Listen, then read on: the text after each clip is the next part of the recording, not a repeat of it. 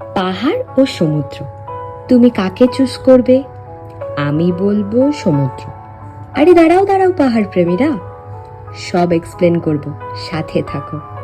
নমস্কার, আমি উমা রুদ্র, ফালতু ব্লগের। সমুদ্র আমার পছন্দ, সেটা প্রথম চিনেছি বাবার সাথে।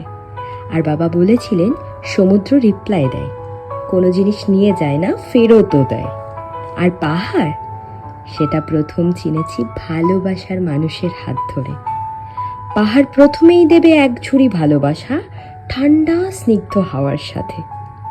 আর পাহাড় হচ্ছে মেয়েদের মতো, খুব মুড সুইং হলেই ধস নামবে, যাও নতুন করে শুরু করো সব।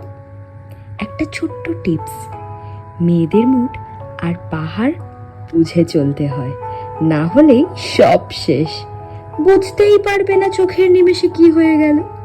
যাই হোক, ফিরে আসি পাহাড়ে। ওখানকার মানুষ, খাবার, স্পেশালি মোমোস খুব মজার। সবাই বলেছিল বেশি উপরে গেলেই সাফোকেশন হবে, হার্টবিট স্লো হবে, মাথা ঘুরবে। এ কি, আমার তো উল্টো। তারপর বর বলল লাভ এট ফার্স্ট সাইট। আমি তো হতবাক, কারণ আমি তোমার আর পাহাড়ের একসাথে প্রেমে পড়লাম। আমার এই জন্য হার্টবিট ফাস্ট হচ্ছে।